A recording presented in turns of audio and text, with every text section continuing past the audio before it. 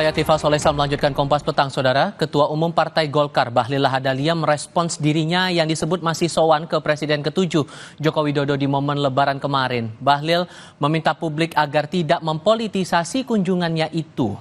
Bahlil mengklaim kedatangannya ke Solo murni untuk silaturahmi ke Presiden ke-7 Joko Widodo. Ia menyangkal isu adanya dua matahari karena beberapa menteri Kabinet Merah Putih juga masih sowan ke Jokowi. Sebelumnya Bahlil yang juga menjabat Menteri ESDM mengunjungi Jokowi di Solo pada 9 April lalu. Kala itu Bahlil mengaku Jokowi adalah gurunya. Hari raya semua masyarakat itu disunahkan untuk melakukan silaturahmi tanpa batas. Tidak lebih dari situ. Saya hadir bersama keluarga saya juga melakukan hari raya, pas hari raya ke-7 atau ke-8 waktu itu. Tidak ada hal-hal lain. Yang ada adalah silaturahmi hari raya. Iya, namanya hari raya jangan dipolitisir. Nanti tunggu pemilu, pileg, baru ada harinya. Jangan hari raya dijadikan hari politik, nggak ada ya.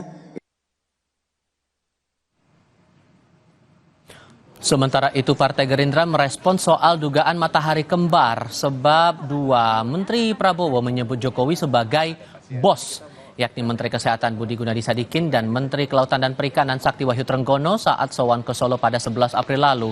Sekjen Partai Gerindra Ahmad Muzani menilai sebutan bos sebagai sikap menjaga tata krama. Ia pun yakin menteri yang menjabat saat ini punya komitmen kuat dalam pemerintahan Prabowo.